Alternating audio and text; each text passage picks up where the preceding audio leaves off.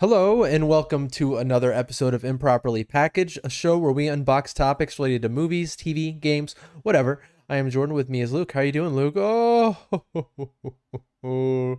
wipe that sleepy from your eye. You know, yeah. Did your I think wipe that sleep from your eye? I think that's like something my mom used to say.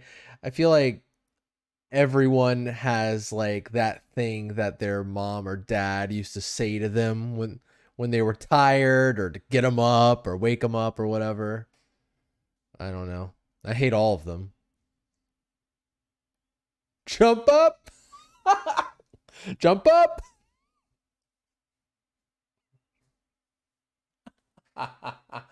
That's like the last, was that like the final warning was jump up? Oh. So it could have been the first thing he said. Jump up. Up. Up up up up up up.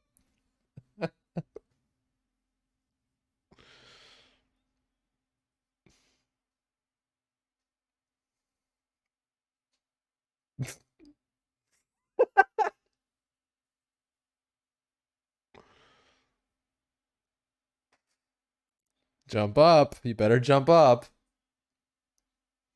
The time has come, my son. There's one thing that like during like the summer or like a time when it's like there's no school or anything like that, my mom just didn't want me to sleep in too much. So she yeah, exactly. It's like what are we doing today? Nothing.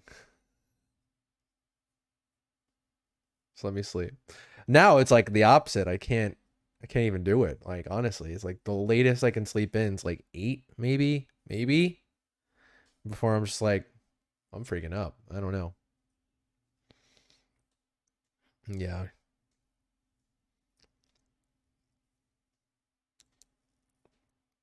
Yeah. Folding the hands. No, it sounds like you're dying, honestly, I think.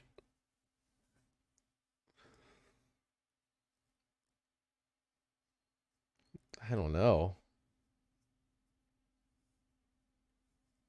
Folds? I guess I've supped like that once or twice. I don't know.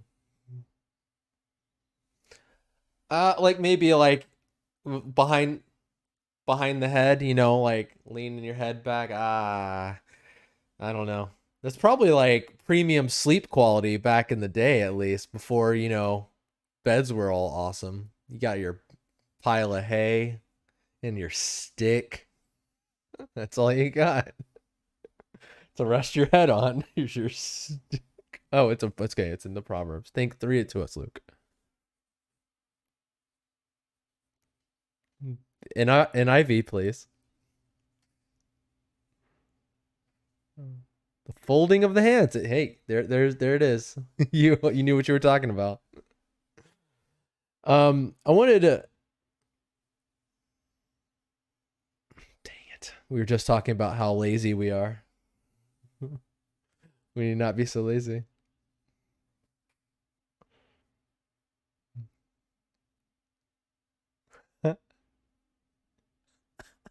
Maybe that's what my mom was thinking of when she woke me up.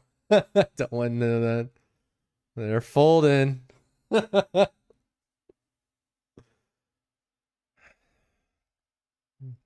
I don't know. Luke, I wanted to talk to you a little bit before we get started about some of these deals going around when it comes to these I don't know.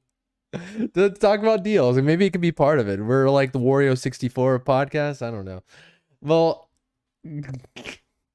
so this couple, I don't know, when was this? Was this the last Sunday? We never really talked about it, but you were Sunday before you were telling me that AT&T was like, you now get to have a free iPhone. Here you go, or something like that. Hell,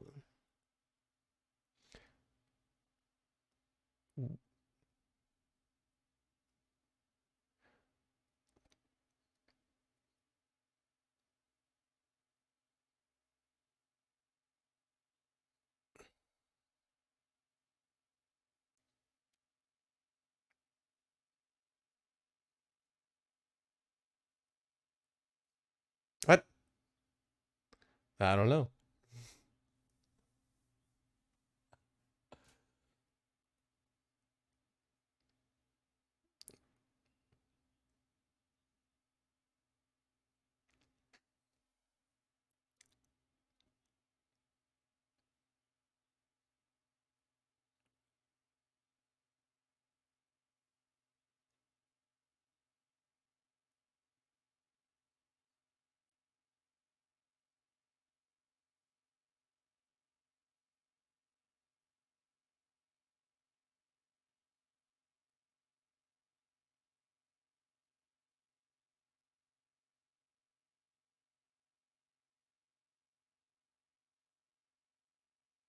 Interesting.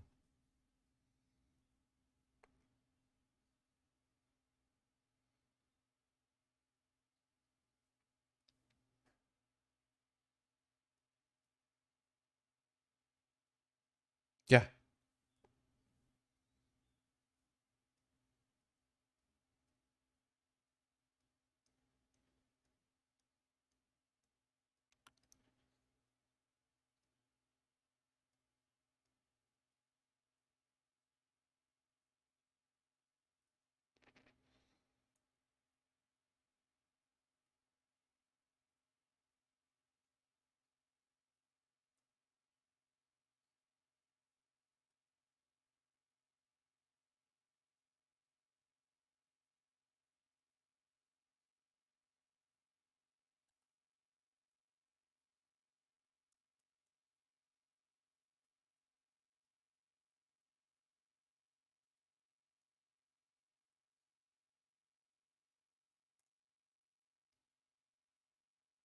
Yeah.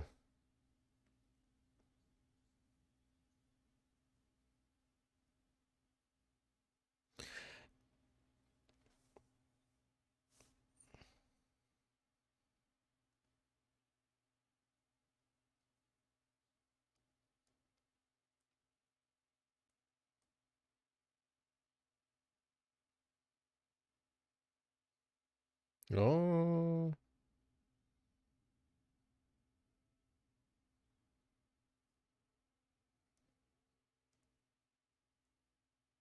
Hmm.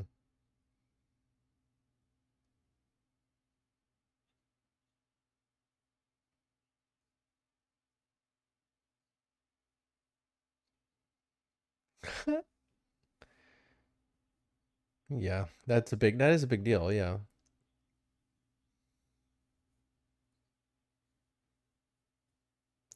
Uh,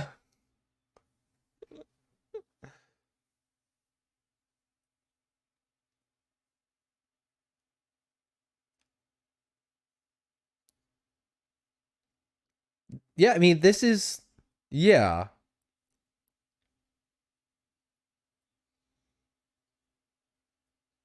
Yeah.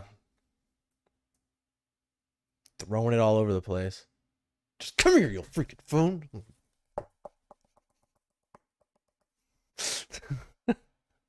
No. I think it was just an interesting thing to talk about, just because it's like it seems like it's raining these deals. It's crazy. Like Amber and I were getting the 13 because of what that Verizon deal that Joe is taking part of, and it's like, wow, that's like, why? I wonder why. Like, you say like we're locking them into the deal, but it's like, are there that many people like jumping out of their contracts at this point? Like, are people really going to like? Oh.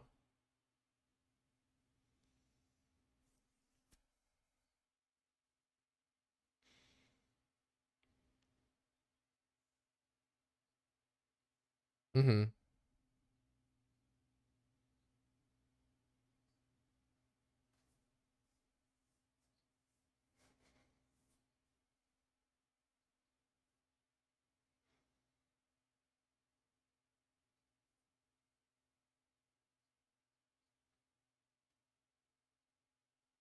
Yeah.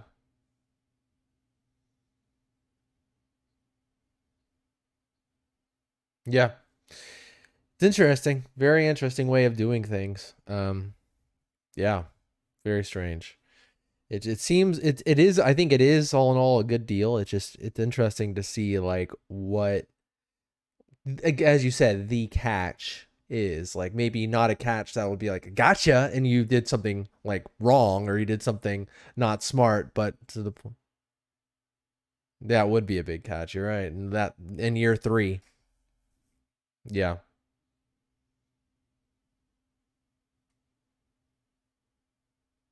Yeah. Or pay off the phone that you broke. Right.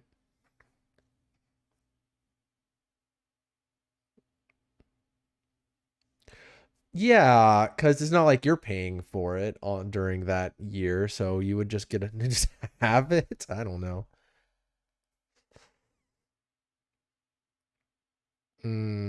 We see here we're still paying for your. I don't know. That's a good question. We'll kind of see. Yeah.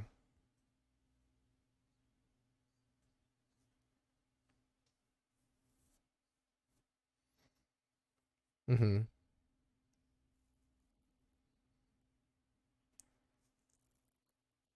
Yeah, and I've never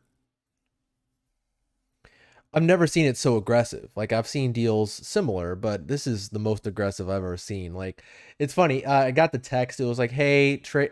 Make sure you're on an unlimited plan. Trade up, and you'll have the iPhone 13 on us." And I remember me and Amber, we went to like how they have like there's the official Verizon stores, but then there's like the ones that are kind of like are the licensed stores, I guess. I went to one of those and they were like, "What is this? What are you talking about? That's ridiculous." They didn't say in fewer words, obviously. They're not gonna say that. And I was like, okay, never mind, bye. And I called them. I like called Verizon. I was like, yeah, just make sure.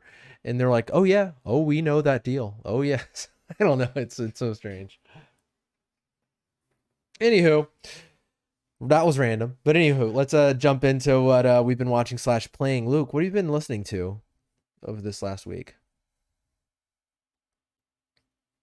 Oh, I'll cover you. I'll cover you. All right. Yeah. This isn't a really a new thing, but it's whatever. I guess neither was Live and Let Die, but it's part of whatever, I guess. There's this album by Sam Beam and Jessica Hoop. Sam Beam, in case you don't know, he's the singer or the guy behind Iron and Wine.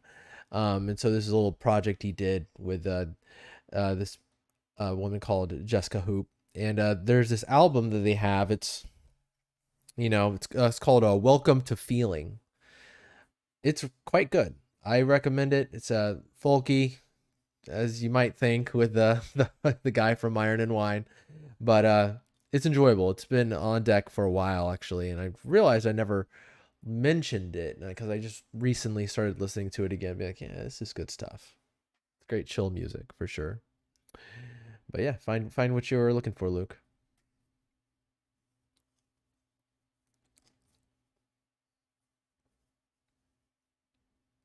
Hmm.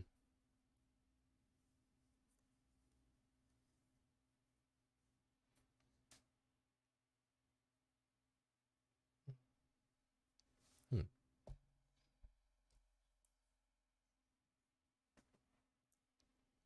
Yeah. Sad boy song. We're so sad. sad, sad boy song.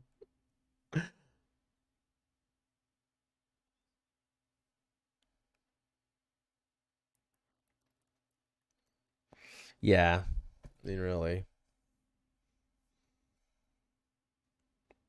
People have, yeah, I mean,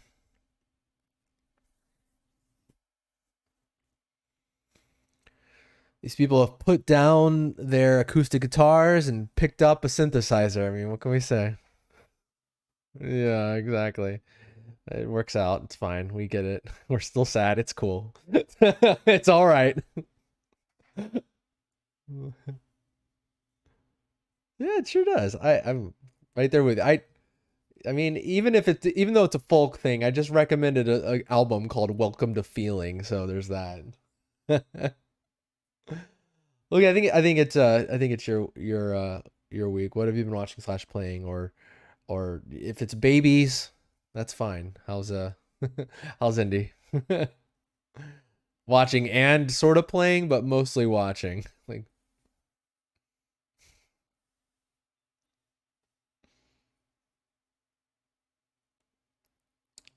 Walker, he's like an old man now. Yeah, all right. Life comes full circle. Yeah.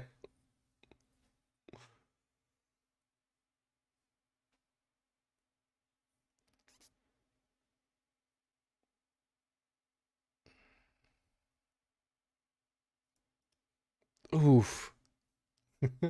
Oh no.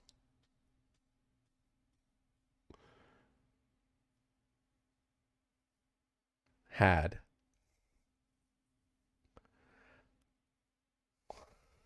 No, no, no, no, no, no, no. Oh. Oh my God.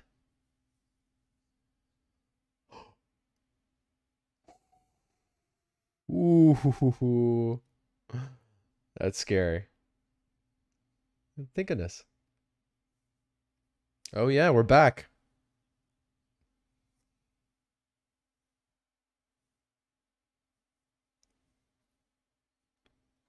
Woo.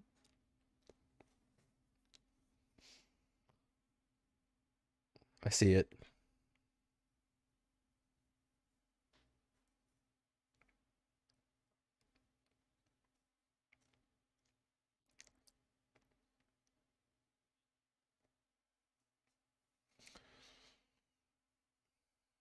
Yeah.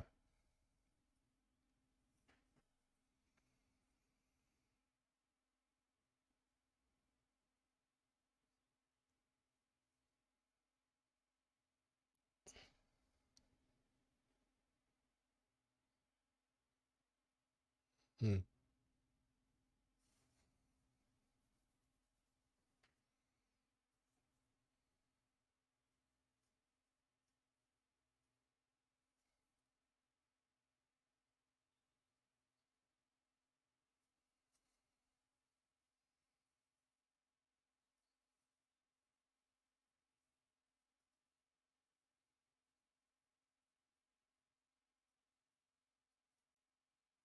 Oh yeah.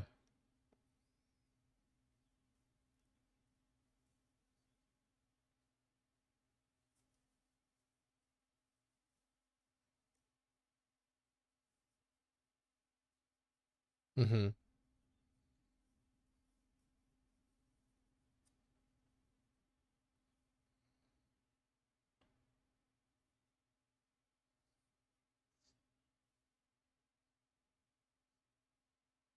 Mm.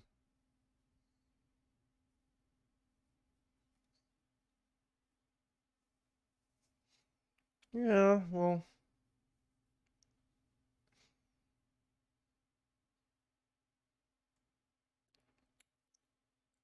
yeah.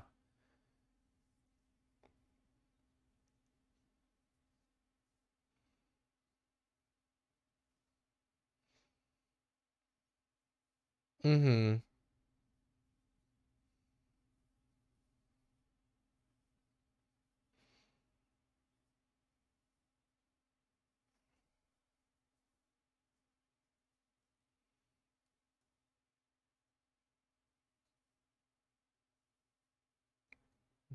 Yeah.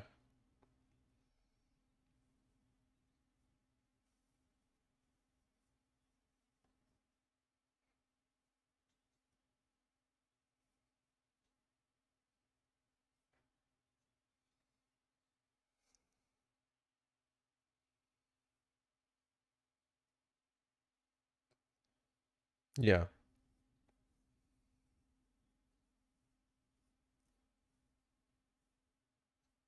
No, go ahead.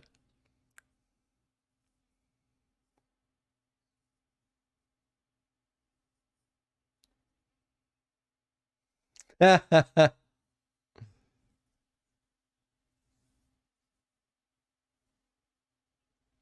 eruption, yeah.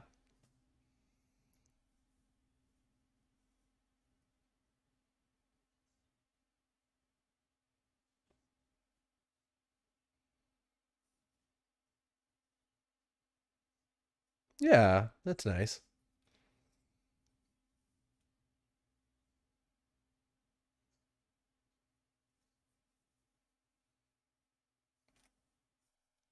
Yeah.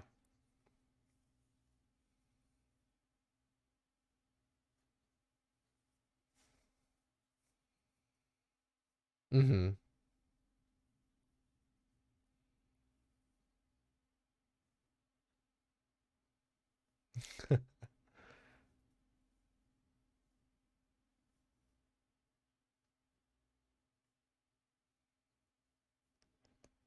Feeling a lot better, I bet.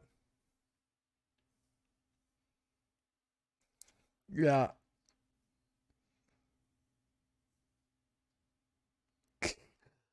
Ooh. This is horrible. Let's stand.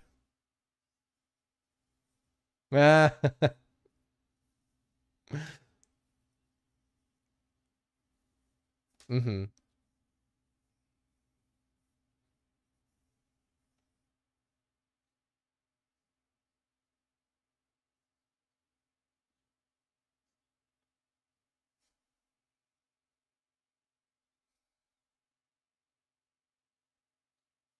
Yeah.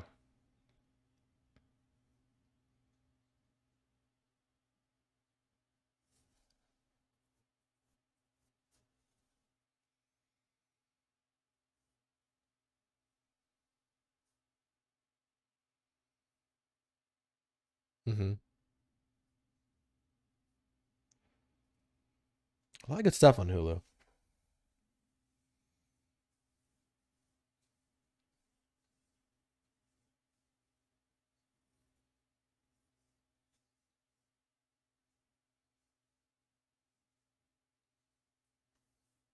It's like Ted Lasso, where it's like you can't like say exactly why it's amazing. Like it, yeah,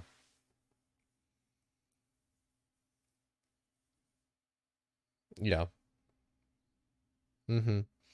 Cool, good. I'm going. A few things here. I finished Legend of Zelda: Skyward Sword HD. Um, it's been a month or two, I guess, since this came out on the Switch. Um, I think like I played this game back when it was on the Wii. That's the game that the system that it released on. I think my opinion may have changed a little bit on this game. I think, and I feel like I'm on the opposite end of where a lot of people are. I feel like a lot of people like were really down on it when it came out on the Wii, and now that it's back, they're like, "Oh, I'm appreciating the things that it did."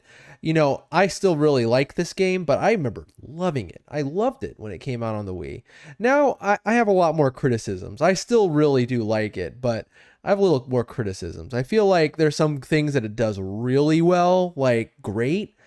And then there's things that I'm just like, this is kind of annoying sometimes. There's a lot of backtracking in the game, Luke. I mean, like think about there's always some backtracking in Zelda, but not this much. And also it feels like more so because the areas are a lot more samey than they are in most other 3D Zelda games, because like they have this thing where it's like with most Zelda games, like even before Breath of the Wild's like completely open world and it's amazing, but like before that it was like here's your like hub where it's like you have usually a big field, or if in Wind Waker's case a big ocean, and it kind of connects all these different areas that you go to.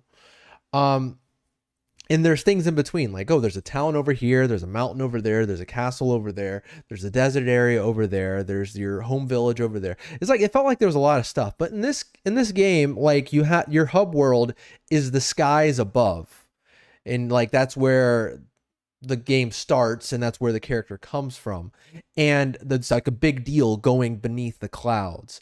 But like the way they did it, it's like the hub world is the sky where you're like can fly on your bird or whatever.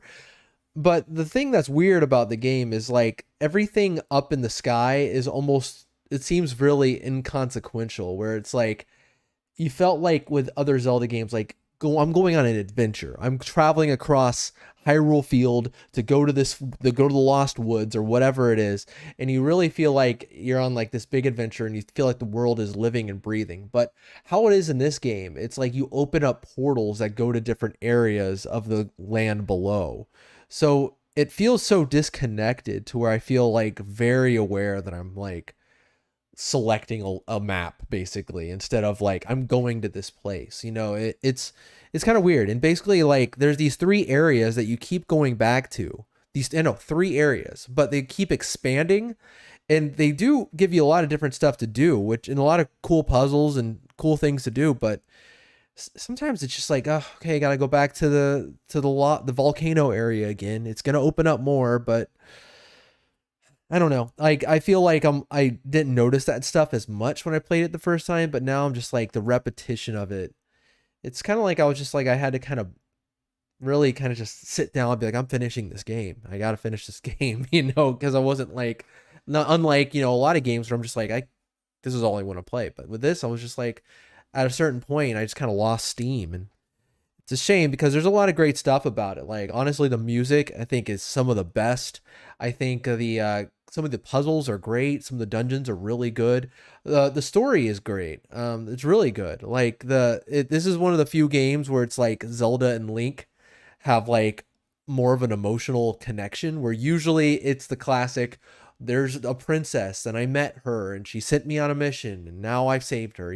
There's that, but Skyward Sword was one where it's like, oh, they're childhood friends in this one, and like you feel like they have a connection, and like that makes for a better story because like your character has reasons to save this person more than I'm the chosen one. So I don't know, a lot of good stuff, but I'm noticing a lot more of the stuff that I'm like, could have done without that. But anyways,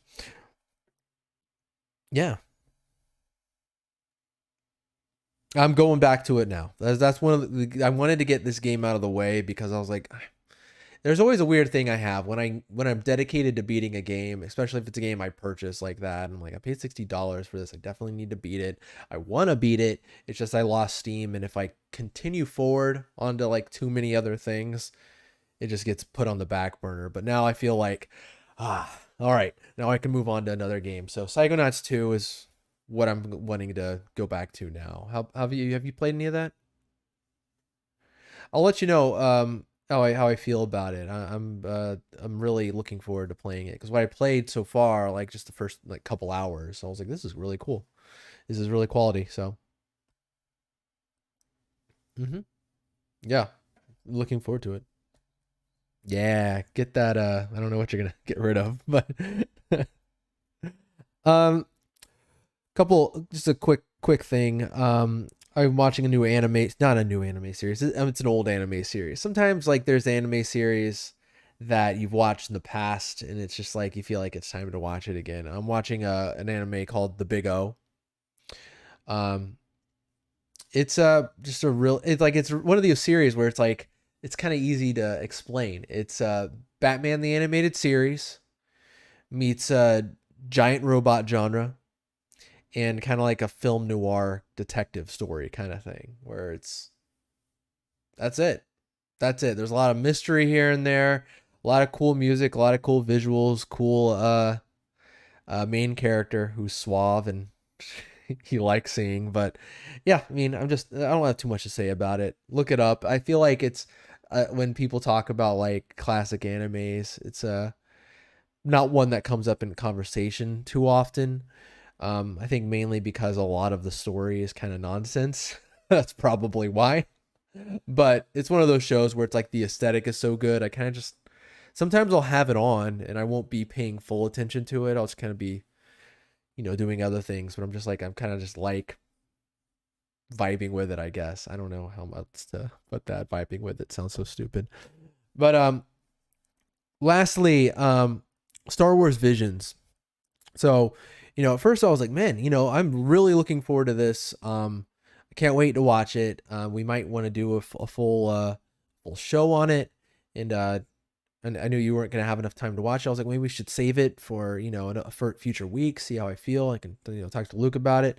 After watching it, I don't think I want to do that. Honestly, I don't think I'll have as much to say about it that would make for a really interesting episode. But I think talking about it right now like this is perfect. I really like this. Like, I think this is great. I've said this multiple times. I love this kind of crap where it's like an anthology series based in like a really sprawling universe. I always bring up the Animatrix, Halo Legends, and Gotham Knight did this. And usually it's like it's a lot of different animation styles in these, and usually anime is like a few of them, like almost maybe even half of them when it comes to these little. I don't even know what there's like. There should be like an animated anthology. Is that what it is? I don't know. But either way, I feel like they're few and far between. I mean, I get it. They're big projects. You get all these animation studios doing their thing, all to contribute to this one thing. So Star Wars Visions is a fully anime. It's all completely like Japanese anime. Um, Lots of different anime studios working on each individual episode. And man, I think like Star Wars really lends itself well to the anime like aesthetic, like into the anime feel. I mean, like honestly, you'd think that with Animatrix because like anime was a big influence with the Matrix, but like Star Wars not at all. But it's crazy to see how well it works. The reason why I didn't really feel like I felt like I didn't have want to like talk about it for like an hour or 45 minutes or whatever is really the thing about the show. I mean, there's not a lot of like twists and turns that you really talk about because each episode's like 15 minutes, right? Like 15 minutes an episode where really the main thing is, which is why I love these things, where it's like, let's think of one really cool concept or one really cool idea and let's a really unique idea where this is the only format we could possibly do this, where it's like maybe we don't have enough to like do this for an hour and a half and make a movie about it, but 15 minutes we can introduce you to this idea, do it a little bit, and you can feel like, wow, I saw something unique within Star Wars. Mm.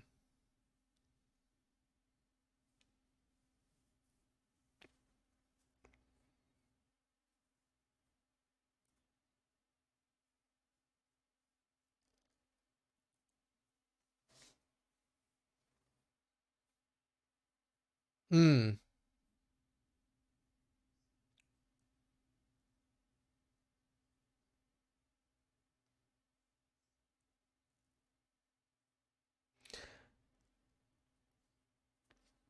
Yeah.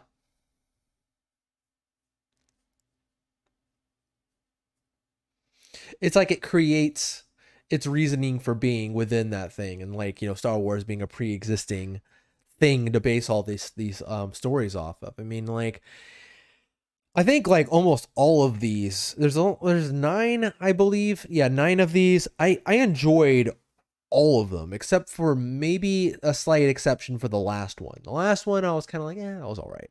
But all of these I was like, man, I'm what a cool thing to do. Like I recommend all of them, honestly. If you're a fan of Star Wars or if you're a fan of anime, either one. I think especially if you're a fan of both. Like I'm a fan of Star Wars and I'm a fan of anime, but I think if you're either, you'll get some stuff to enjoy this here because like they'll do things where you're like, wow, I haven't seen that in like any of the movies. I haven't seen that concept like explored. There's ones that are like some of them are more serious than others. There's a few that are a little bit more silly. Like the first one's very serious. It's about like it's a duel and it's just awesome. It's just an awesome lightsaber fight, but it's like there's a concept behind it that I actually don't want to give away here. That's revealed later on, which is like that's a unique take on the Jedi and on the Sith that I haven't seen before. That's cool. I'd actually like to see more of this kind of play out. And then there's one where you can only do this in like a 15-minute thing and there's no way you'd want it to be longer. But in that 15 minutes it like really works. There's like one of these episodes is what it's like if this it was like about a Jedi Padawan who escaped Order 66 and was picked up by like I guess one of the like relatives of the Hut or whatever, and like who happens to be a musician, and he basically just starts a band instead of being like a Jedi or whatever. He does not like this. He just in a band, and like there's a situation that they're in where they're on the run, and I don't know. There was like something about it that was so uplifting and earnest. It was just so Joseph Gordon-Levitt played the kid. There's some cool casting here and there where some actors like that will pop up. I think Brie, no, Allison Brie pops in, and Neil Patrick Harris, and a lot of veteran voice actors. But you know, I'd say regardless of who you are, if you like Star Wars, like anime, either one, check this out. Like they're really easy to watch because they're so short. You don't have to like sit and watch them all. You can watch like a few and be like, cool. It's like you're honestly, it's like for Star Wars fans, you do get the feeling of like I'm injecting Star Wars into my veins. I'm seeing like cool Star Wars stuff. It's not like Clone Wars where you look at it and you're like I'm not dunking Clone Wars. I'm just saying like you look at it and you're like, "Oh wow, there's this giant series that I have to really pay attention episode after episode and connect everything." This it's just like they're self-contained stories that you can just sit back for like 15 minutes and enjoy some Star Wars, gets like some stuff that like a lot of it's like wow, that's some really interesting lore in Star Wars, and that's a cool concept. And yeah, that's why I love this crap. You can only do this sort of thing here. Yeah, you know, I think like with this, it's like there's no way you'd know, I guess, because like there's no, not, I think there's in this entire,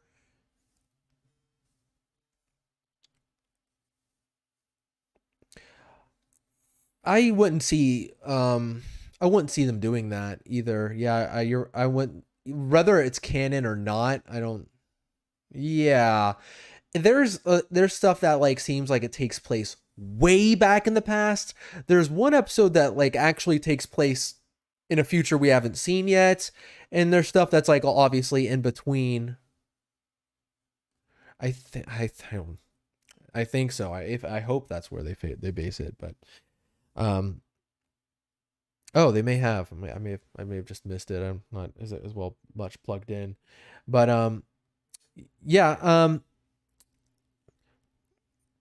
there's a lot of stuff in here that's like these characters wouldn't be like you're not going to see any of these characters pop up at all, and like you never like Rey, Luke, and none of those characters are even anywhere close to any of these stories, which I appreciate. I appreciate them not, there's no references to like Yoda or Vader really at all, which I like. I feel like the universe could be is that expansive. You could just be like, here's a random Jedi and his Padawan. Oh, here's this Jedi who made a robot and trained him to be trained the droid to be a Jedi, and you can just, you don't, it doesn't need to connect to anything, and I don't think it will. If I saw one of these plot lines get picked up or referenced in anything else moving forward, I'd be shocked. I'd be completely shocked. I don't think it's necessary, but I guess I'd get a thrill out of it. But either way, I highly recommend this series. Even if you're like, I don't know if it's for me. Like Luke, like the animation, like it's such an easy thing. Like with even like if you want to give like a couple episodes to watch, it's an easy watch because it's so like, here's the concept, there it is. You know, you don't have to like follow a lot of characters and a lot of plot threads. It's very much, here it is, you know? And so it talks, it's really fun to watch because of that, I think, because you just like it's like almost like your box of chocolates. We're like, okay, oh, you're not, you know, committed to one flavor. You're just like, let's look at all these different tones, all these different stories. But anyway, you know, I think that's about as much as I could talk about this because again, I don't feel the need to go talk with someone episode to episode and revealing everything that kind of went down. I think it's just, as a whole, it's just a great watch. Recommend. Yeah, I think that's about it for me, man. There's a few things I think we need to talk about, Luke, about that a couple things that Nintendo did, and then there's something that Marvel did. What do you want to start?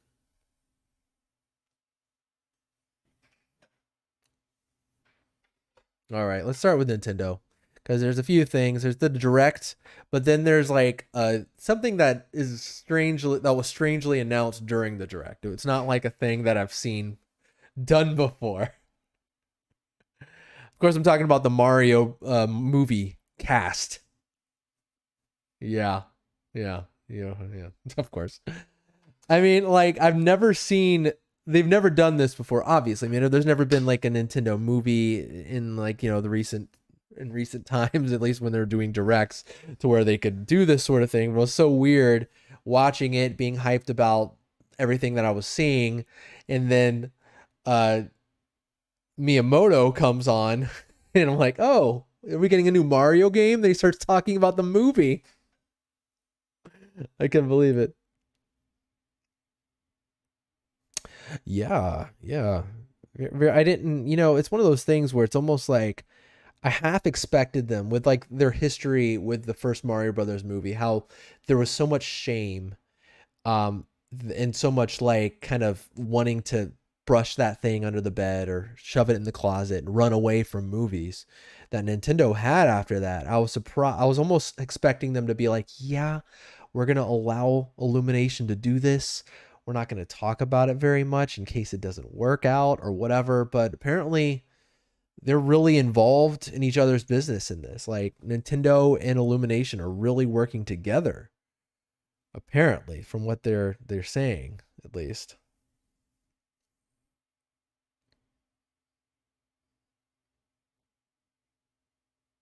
Mm. Yeah.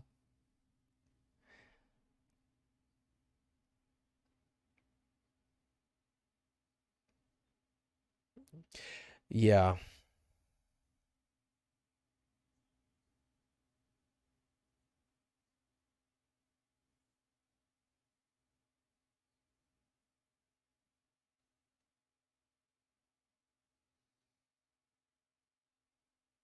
Okay. Well, I think most people are like that.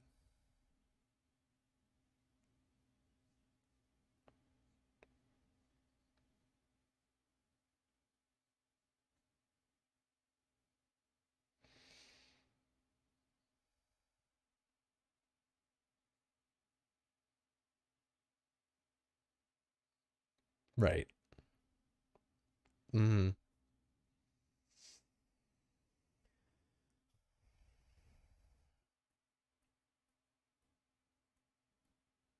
I mean, I think like I'm on that same page with you. Like I'm there, but honestly, I think like from what I'm hearing, like from commentary, I feel like a lot of people are on the other side of things. Like they are like, what? I can't believe that. That's not or something. There's like something of an expectation there, but they can't even grasp it. They don't even know what the expectation is.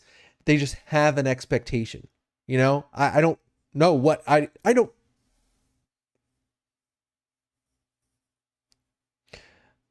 Yeah.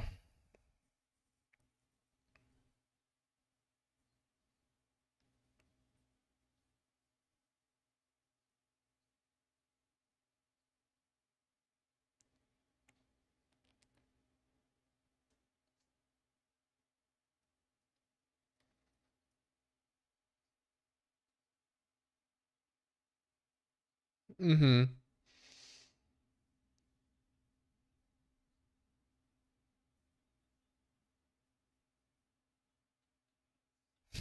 No.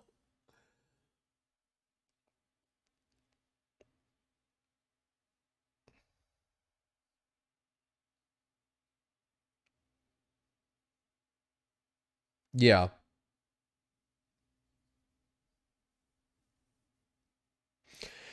Yeah. I mean, the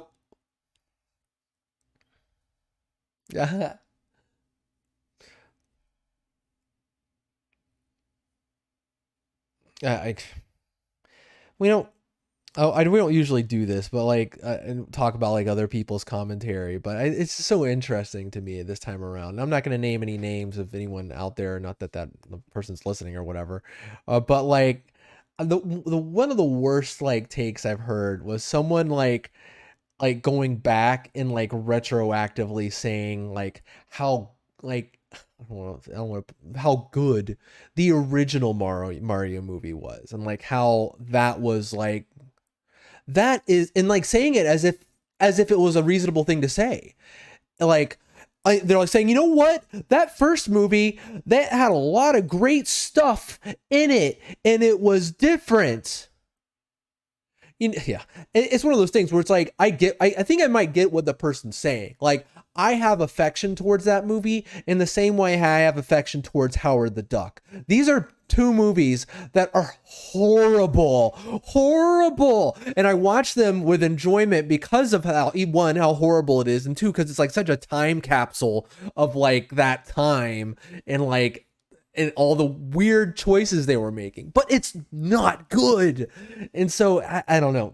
I cannot go with that. I mean, and this movie could be equally terrible for all I know, but there's some weird things being said in regards to this movie. I feel like, a big question mark block is all anyone can really feel about it. And that's the thing when you're, I guess, in games media and you have to talk about it for like an hour or whatever, you have to have like an opinion where I don't know how this is going to turn out. You can only say that so many times, I guess. But yeah, I don't really know what my expectations are at all. And so it's like watching this direct and like seeing when it actually popped up and when the time when the announcement started dropping, I was alone. Like I was alone watching the direct in my house. Amber was off doing other things. I was reacting hardcore. When I watch these things by myself, I am active. I'm like, oh, I'm like screaming and stuff. And yeah, these are hilarious, hilarious things to watch when you're watching a Nintendo Direct. And then all of a sudden, one, they're talking about a movie, and a Mario movie, a thing that you're like, what? And then they start announcing the cast, and I'm laughing. I'm like, oh my God, that is just. It could have been anybody, and I probably would have had that reaction too, which is the funny thing. It could have been anybody.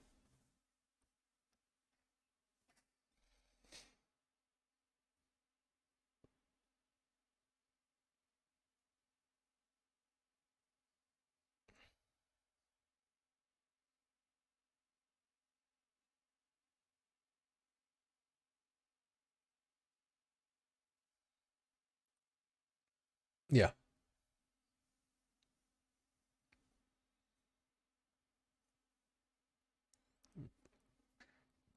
Yeah, I agree.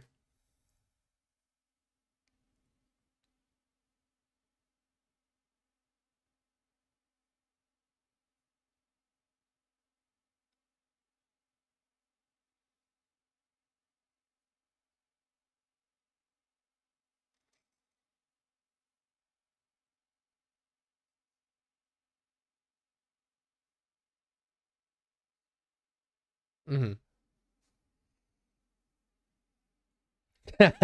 And continue to.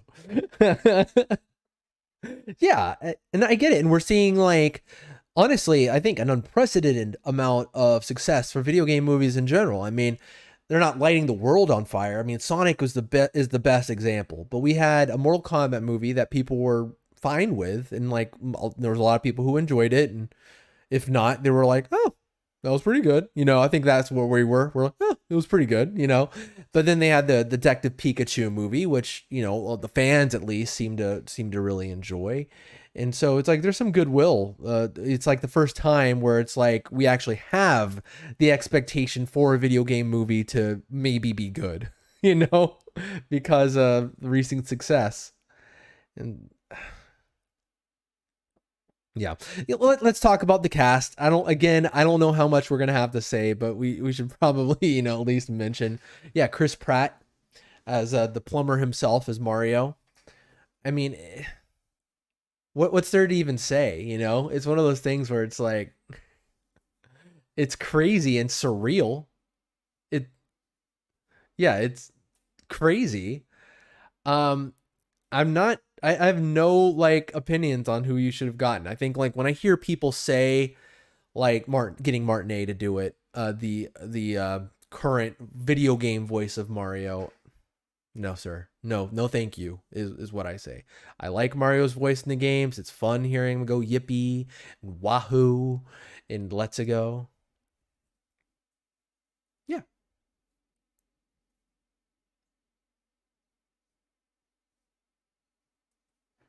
yeah,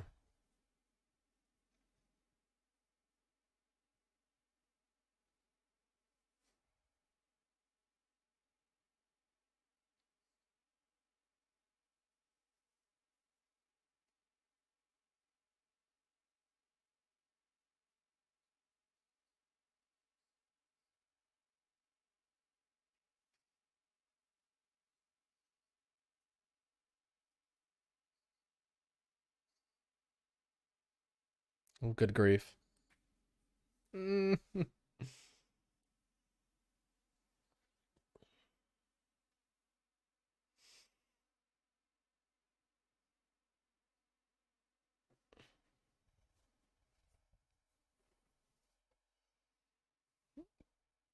yeah,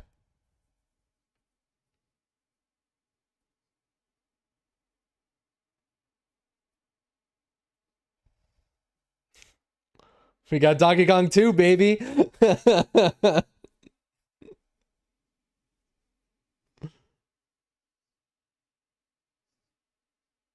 Yeah,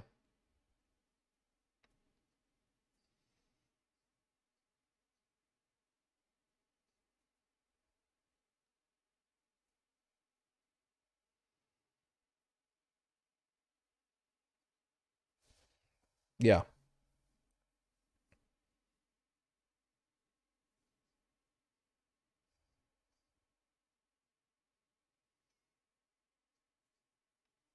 Oh my god.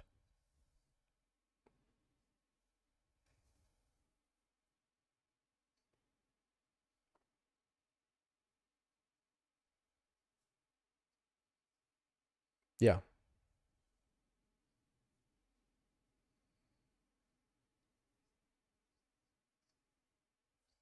yeah.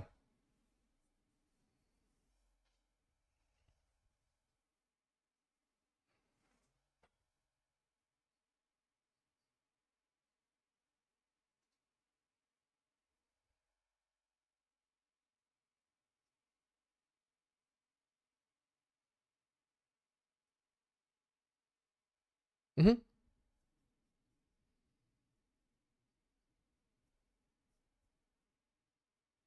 Yoshi's story. I don't know.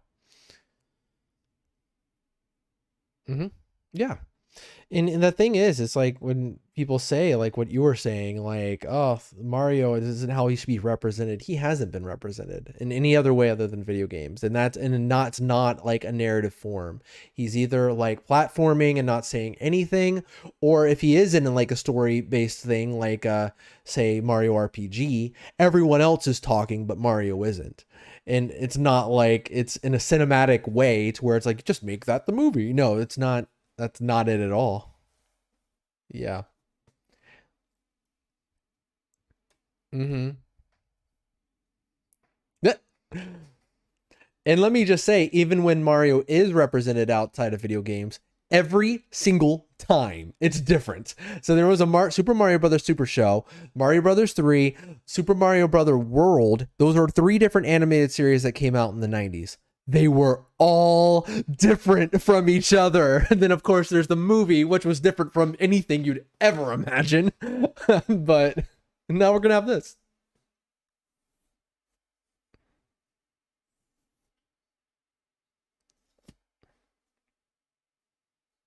Yeah.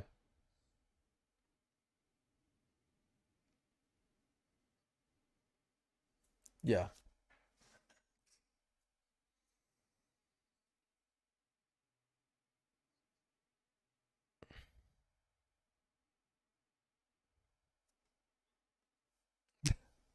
No Blu-ray release. Yeah. Just gets bombs out of existence. Into obscurity you go.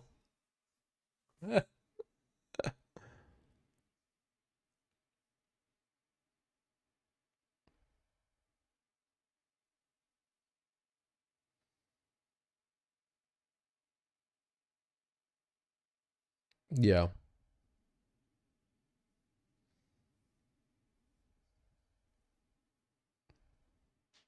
Yeah. Do you okay? This like I mean, we could talk about the cast. How Jack Black's Bowser and Seth Rogen's Donkey Kong and Anya Taylor Joy is gonna be Peach and all that stuff, and Charlie Day is Luigi. Yeah, it's a fun cast. I actually think it's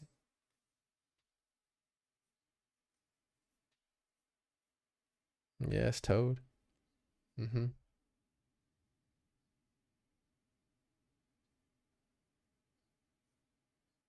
Yeah,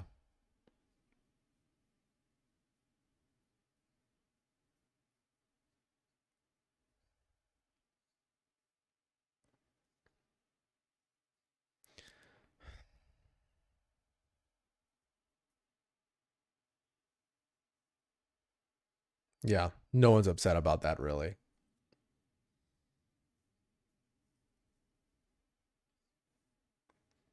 I think even though they mention it, I think they're honestly blowing smoke. I find it hard to believe that anyone would be, you know, sure. Yeah. Yeah. Luke, I have one question for you before we move on to the next topic. Okay, if the creators of this movie or whatever writers, whatever it may be, were listening to this podcast, what advice would you give them? If let's assume the movie hasn't been written and done yet or whatever. What advice would you give them as far as making this movie? Like, what would you say? Don't do this or do that. There it goes. Pay no attention to that. The haunted amiibo thing. It's going off. Ah! Mm-hmm. Okay.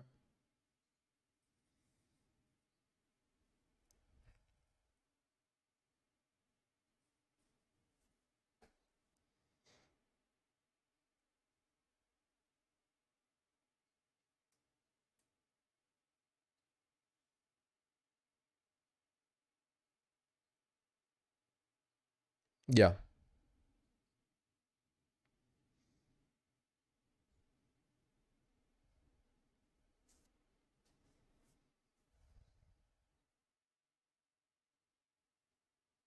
Yeah.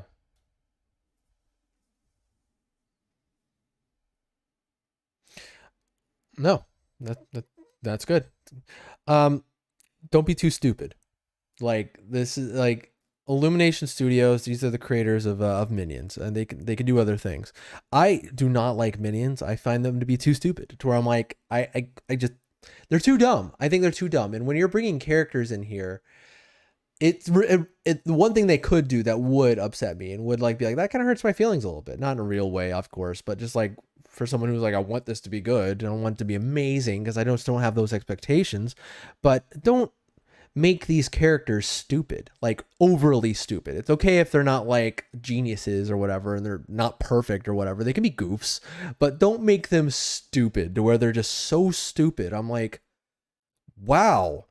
Like, cause the thing is about Mario, um, there's like a thing about him to where he's like a hero character for Nintendo. He's not like this noble being or anything like that. But like, if you were to make him stupid or like really just take all the dignity out of him, that would be something you wouldn't want to do. I feel like I agree. I don't think there should be a bunch of emotion throughout, and I think that would be a huge failure. But I think there should be something there, like something, because the games have a lot of emotion tied to them. Not in the story at all. But people feel very emotional when they play Mario. They play Mario, they see the castle, they hear a musical cue, and elicits an emotion in them. Not like this is so sad and powerful, but this is just, it feels so good. There's something about this that feels good, and it's kind of like an emotional response. I want there to be just some of that. And I feel like, honestly, if you're not too stupid, this won't be hard to do. If you're too stupid, I'm not going to be able to feel anything about these characters at all other than, oh my God, these characters are idiots. Um, so that that's the main thing. Don't go overboard with stupidity. Luigi, like, I like Charlie Day a lot. Just don't go overboard with them. With Seth Rogen, don't go overboard with Donkey Kong. Again, these characters don't have to be geniuses. They don't have to be ultra intelligent, but just don't make them overly stupid, please. That's it. I figure we should talk a little bit about some of the other stuff in the direct. I wanted to get your opinion on this, Luke, and kind of see what your thoughts are. I know what my opinion is for sure. I'm just curious to know what your thought is about this. Probably one of the bigger things that was discussed during the direct. There was a few other big things we can just mention, but the biggest thing I think for me and a lot of people that has the most discussion is the fact that they're expanding the Nintendo Online service. Yeah, it's their cleverly named expansion pack, named kind of after that little thing that went into your N64 to give you a few extra megabytes of RAM. um, but yeah, what if, in case someone's listening who doesn't know what this is it's so right now what you get with the Nintendo Online service is you get online functionality. You get to back up your saves on the cloud, and you have given access to at this point it's over 100 games on combined the NES and Super NES from the Super NES library. And so now basically what they're doing is they're expanding that to include two more systems, the Nintendo 64 and the Sega Genesis, which that, talk about me yelling in my room alone. I was screaming about that. Not really screams of excitement, but screams of like, what? I was just so shocked by that. I did not see that coming. I was thinking, yeah, exactly. It'd be crazy starting up like a Nintendo app and then like seeing like it goes Sega or at the beginning. I'm like, what? The competitor is now fused into the what? It's crazy. But yeah, it's gonna be for an extra price. As of yeah, it's strange. Why? There were a lot of announcements in this direct. By the way, there was one where it was like. There was one that was like, hey guys, we got some Animal Crossing news for you. Next month, there's going to be an Animal Crossing Direct. And they did the same thing with Smash Bros. It's like the last DLC fighter for Smash Brothers is going to be announced next week. There was a lot of that. And so they said details will be revealed later on the exact date of this release and the pricing. And we know it's going to be released in late October, which is kind of just around the corner, really. But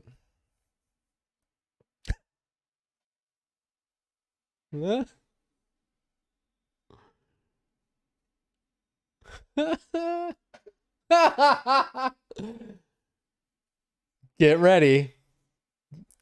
Be excited, please. It's very strange. No, no.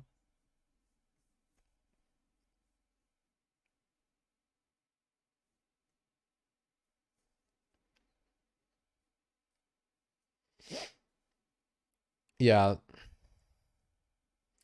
This is like an extra layer in the Inception dream of the announcement of an announcement of an announcement, really. I mean, that's where we are at, because they announced the direct and then the direct announced another announcement.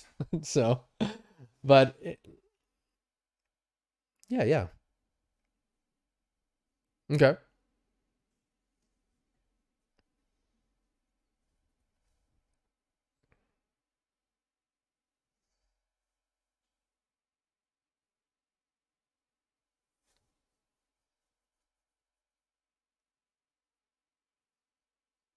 Mm-hmm.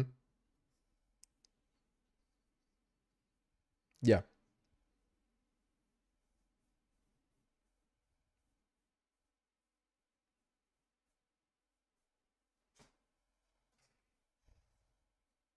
Mm-hmm.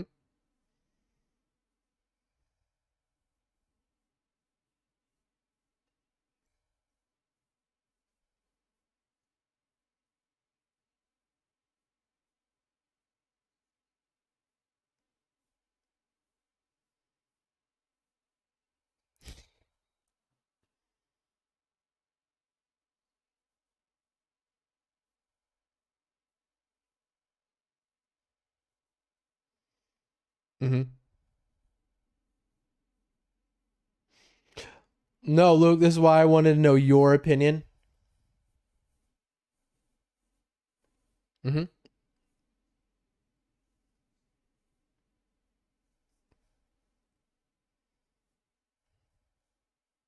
Yeah.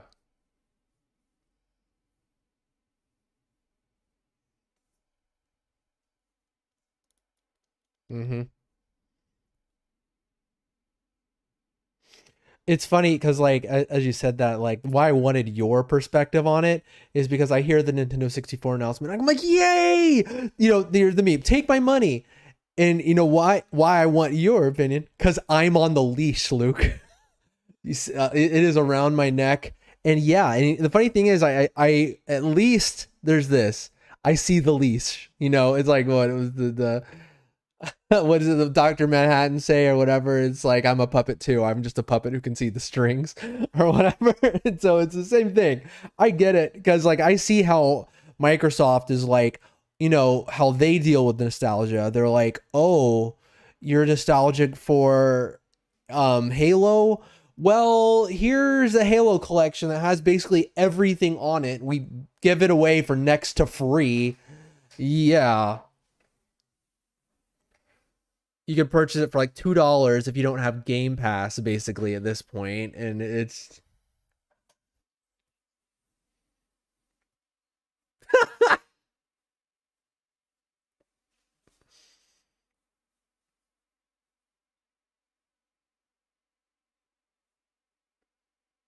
yeah, you might be right about that. Yeah,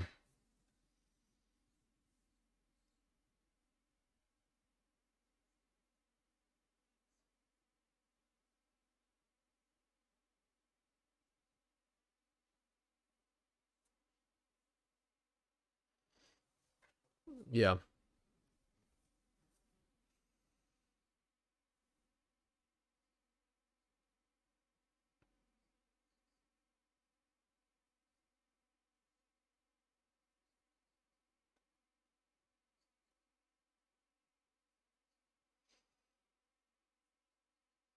yeah,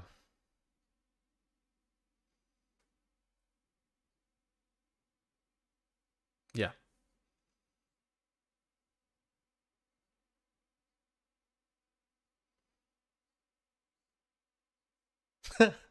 yeah,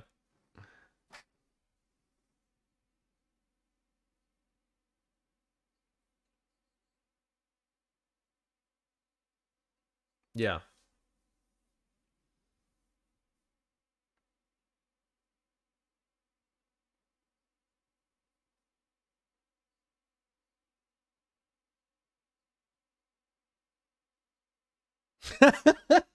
yeah,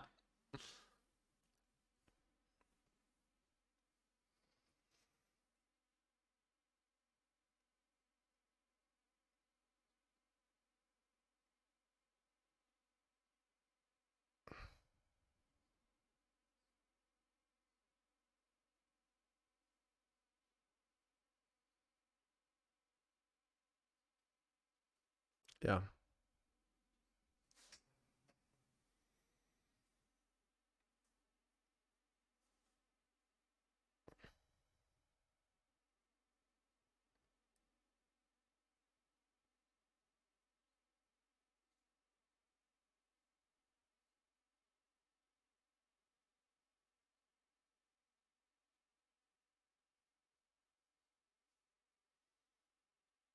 yeah.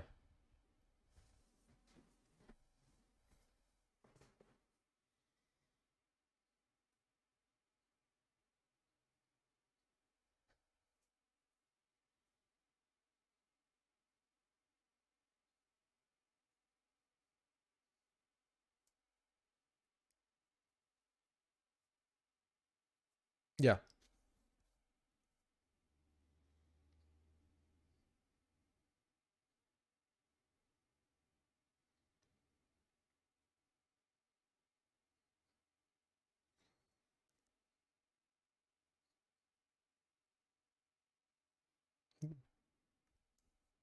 No, that I think like you hit on a few really good things there. I mean, like you talked about if you know if you were in there and like you said, hey, we'll just release everything online as you get it or whatever as you get the rights.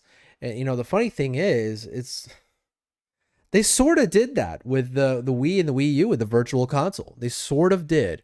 One insanely frustrating aspect to that is from system to system, it didn't carry over.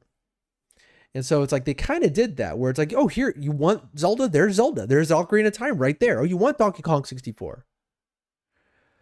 Like if basically you just go on their online store, you go on the eShop and go on their virtual console, you just a section of their eShop basically, and they go by system, the category, and you can go see what their library is. And you just buy the game individually. Yeah, like it would be like NES games would be like $4, I think, or maybe five, and like super and all the way up to like Nintendo games being $10. And I remember even they had Wii games on there and they'd be like $20 for each one. And so it's like that was, you know, yeah. They don't. Yes, you can do that. If you go back to your Wii U or your Wii, yes. So here's what I ask as someone on the leash. This is what I ask. That's insane. Please, please, please, please, as we move forward with the Switch 2, Lord knows they're going to do it. Switch whatever it is, where it's the same concept. This did so well. They'd be kind of dumb to not to be like, we're going to make a freaking console and it's going to compete and it's going to be like amazing. And it's going to Switch U. God help us. Jeez Louise. Oh my God. That naming convention did wonders for us. There was no confusion at all. I would love the Super Switch. That would make me super happy. I'd love it. You've run out of gimmicks. You've hit your best gimmick. This is it. The portable this is it. This is the best gimmick. There's no need to say, oh shoot, we're doing this now, so I guess all those other games aren't backwards compatible. Sorry. No, we're going backwards compatible from now on. And this service continues. It continues on to the next platform. If I get the Super Switch or whatever it is, and I log in and it's like, yeah, that's freaking awesome. And it's like, ba-ba, and it's like, oh, there it is. There's the NES games. There's the Super NES games and the N64 and the Sega Genesis. Great. Straight away, but here, away I go. Please don't screw with me again.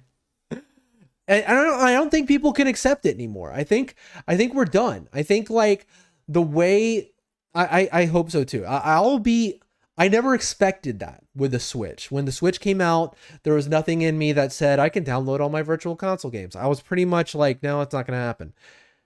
I expect it.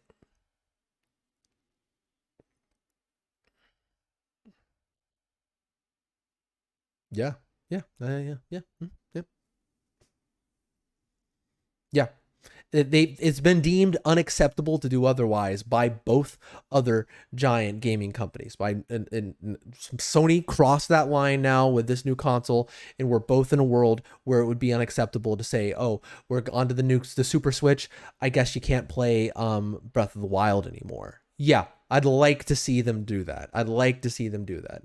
When I say I'd like to see them do that, I mean I'd be beside myself. I don't know. That would be the straw that might break my back. I mean, I say that, but it would be the thing that would get me to the point where I'm like, they've lost a lot of goodwill with me. But, you know, that's besides the point. But in a way, it's not, because, you know, we're talking about this service and its value. And if the value is, we're going to keep adding to this thing, and this thing, if you bought into it and it follows you wherever you go, as long as you're with Nintendo and you still subscribe. Some of that feels okay. Some of it feels okay that I get like the subscription service that I can like pay a tiered thing or whatever to decide how much I want to get out of it. But again, I don't know. I feel conflicted. Part of me, the person on the leash, is super excited to be able to play these games on again. Like there's a Switch effect. Yeah, and there's the Switch effect to it. There's a difference with these games coming out in the Wii U than coming out here. The Switch is Nintendo's most convenient console they've ever made. There's something very convenient about sitting down wherever you are and being like, boop, boop, boop, boop. It's so snappy and so instant. You just jump right into it. You're wherever you are. It's great. It's great. It's the most.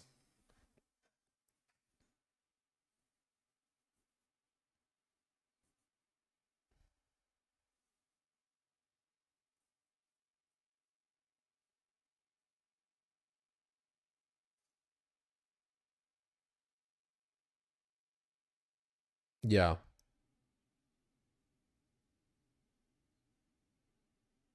Yeah.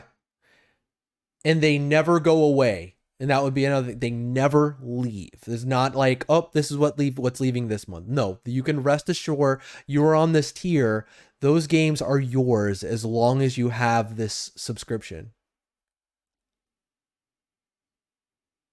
Yeah. Yeah.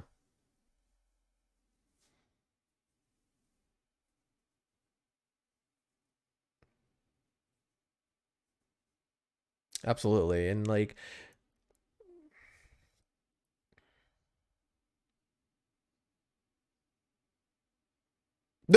yeah. And the thing is some yeah.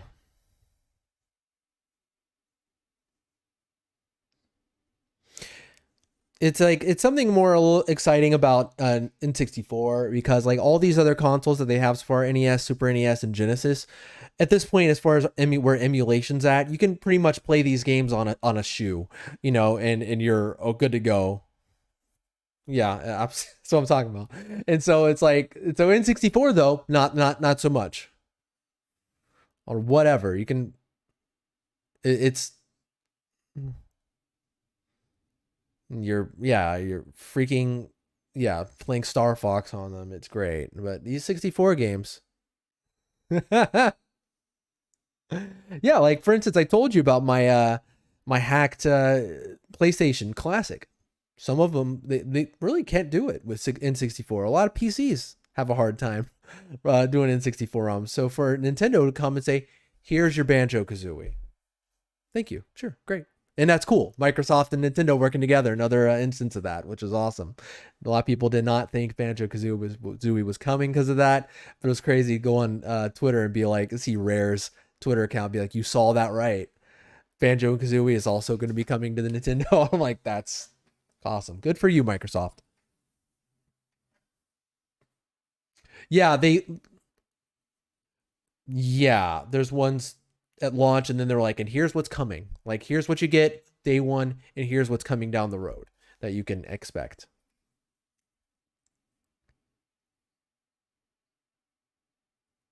Yeah.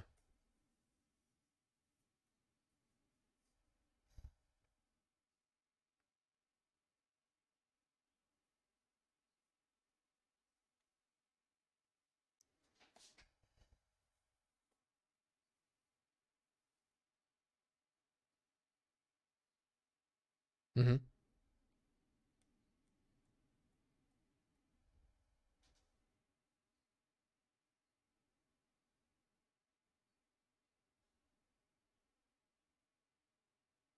Yeah.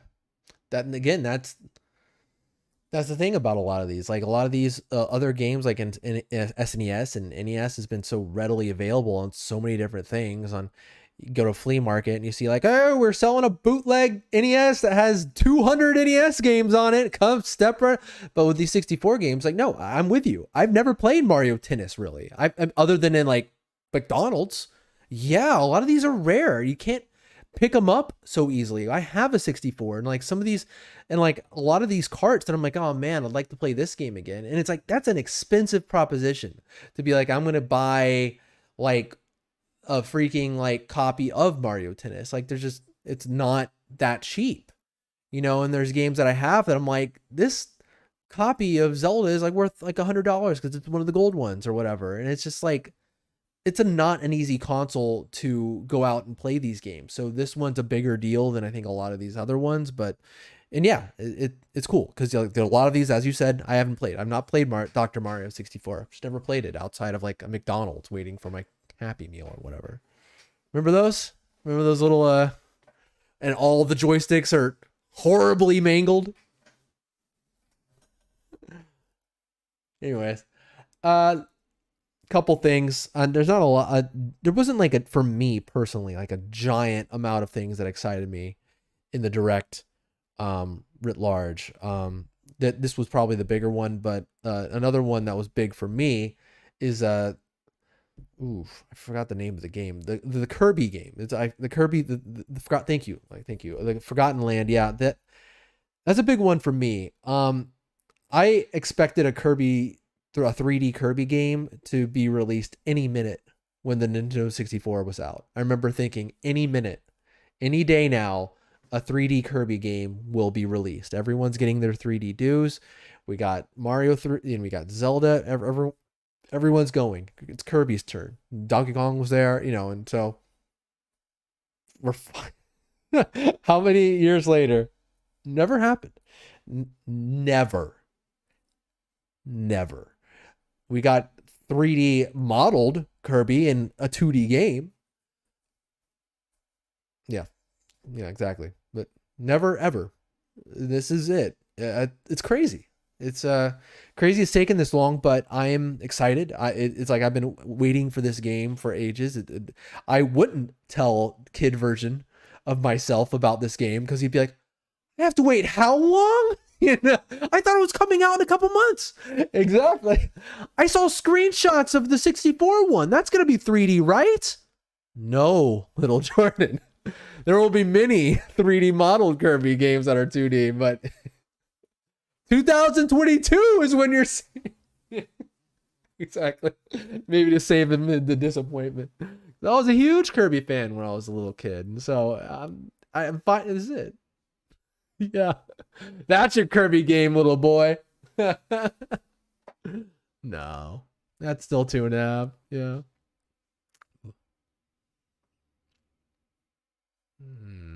Nope. Yeah, I'm Bayonetta 3. I want to play the Bayonetta series. I just haven't. I like see those games. I'm like, I'd enjoy these games, but I just haven't made the financial sacrifice to get them, you know? You know, that not too much else, you know, for me, honestly. I mean, there's probably some people out there who are like, oh, but what about the Monster Hunter DLC or the Splatoon 3? Yeah, I mean, Splatoon 3, Amber and I also, we played a lot of Splatoon 2, but it's one of those games where I'm just like,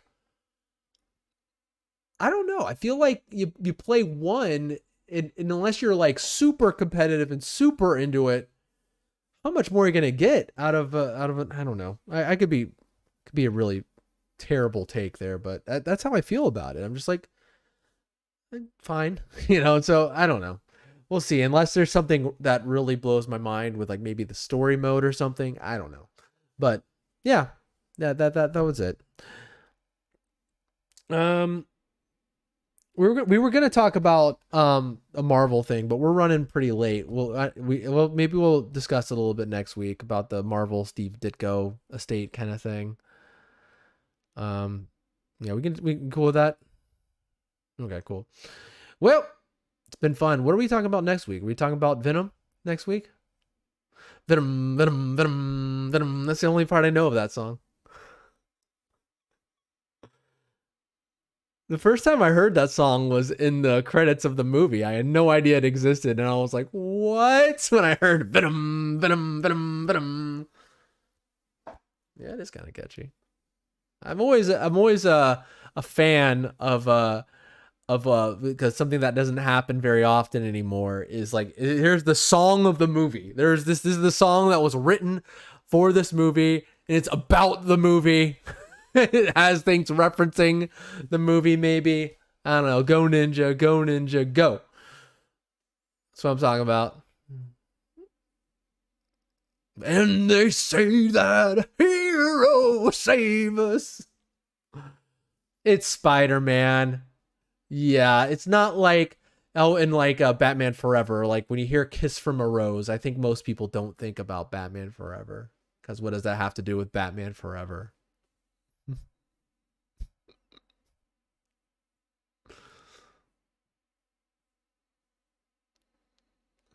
Uh-huh.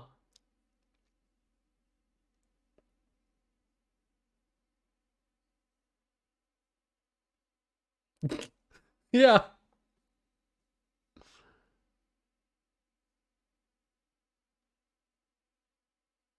Bernard?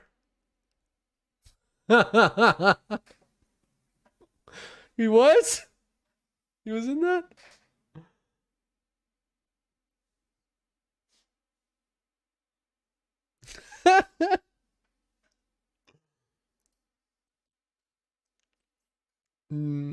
I hope we get another one.